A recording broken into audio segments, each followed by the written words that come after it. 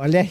Hein? Eu tô perguntando pro senhor. Eu acho que eu quero saber da Socorro, se eles vão trocar, eu soube que vão trocar 10 jornalistas por um assassino de aluguel. Parece que jornalista realmente não vale nada, vai lá. Né? Troca de prisioneiros entre Estados Unidos e Rússia. Jornalistas de um lado, assassinos de aluguel do outro. Como é que tá a nossa cotação? Quero saber. Socorro! Cotação. Olha, foram 24 prisioneiros de 7 países com o envolvimento de diversos governos, porque não foi uma tarefa fácil. A Rússia libertou 16 prisioneiros e os americanos e aliados libertaram 8. Né? Desembarcaram 10 na Rússia, porque além dos 8 prisioneiros, havia no avião 2 filhos de um casal que também estava preso, por isso contabilizou 10. Bem, o presidente dos Estados Unidos, Joe Biden, e a vice Kamala Harris foram ontem receber os 3 americanos que desembarcaram em Washington. Foi por volta aí da meia-noite. Biden e Kamala foram recepcionar os americanos que voltavam para casa depois de amargar nas prisões da Rússia. E do lado de Moscou, olhem só, não é todo dia que o presidente da Rússia, Vladimir Putin, sai de casa para receber alguém no aeroporto. E foi isso que aconteceu. O Putin foi ontem à noite para um dos aeroportos de Moscou para receber os russos que estavam voltando para casa e foram recebidos, além de discurso, beijinhos, tapete vermelho, flores e guarda de honra.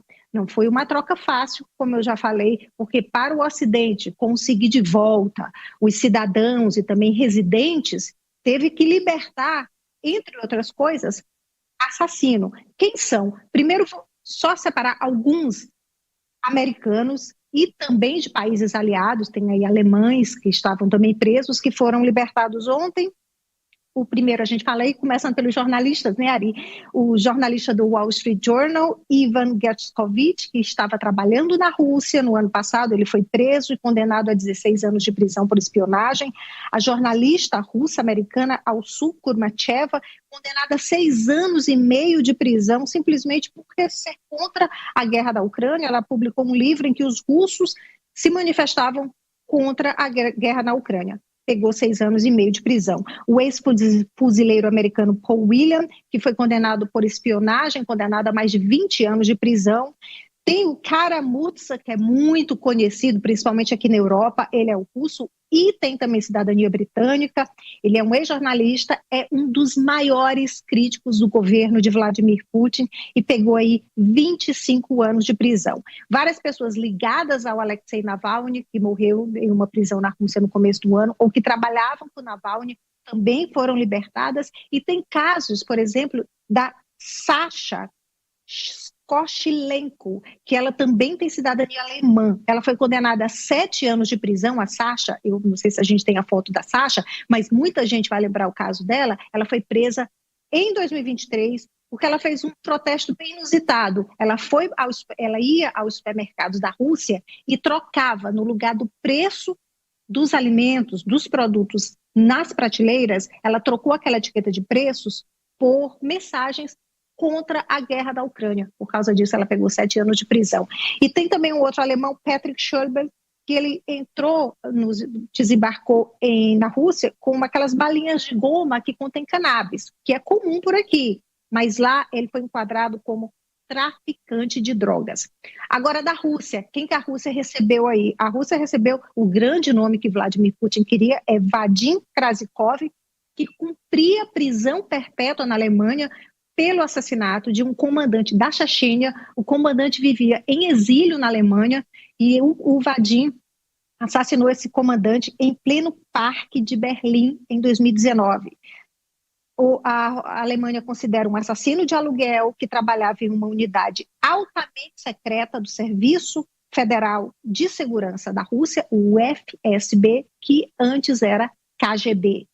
E tem o Roman Slesnev, que era um hacker de 27 anos. Ele roubou dados de cartão de créditos, principalmente cartão de créditos usados em restaurantes. Vendeu no mercado negro, vendeu para outros fraudadores que usaram esses dados, e o prejuízo que ele causou nos Estados Unidos foi mais de 170 milhões de dólares. O pai dele é deputado na Rússia, deputado que apoia Vladimir Putin. Claro, tem outros casos aqui e tem um suposto brasileiro que também voltou para a Rússia, mas não é brasileiro, é o Mikhail Mukushin. Ele tentou, a gente falou aqui no Agora na época, ele tentou entrar na Noruega, tentou fazer espionagem na Noruega, se passando por um professor universitário brasileiro.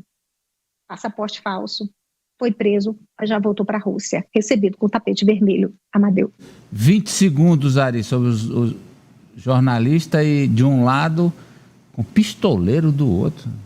Jornalistas, deem-se por satisfeitos de não estarem presos na Arábia Saudita, onde o hábito é fazer picadinho da gente. Então, na Rússia, pelo menos eles mantiveram vivos na esperança de trocar por criminosos apoiados pelo regime e por Putin.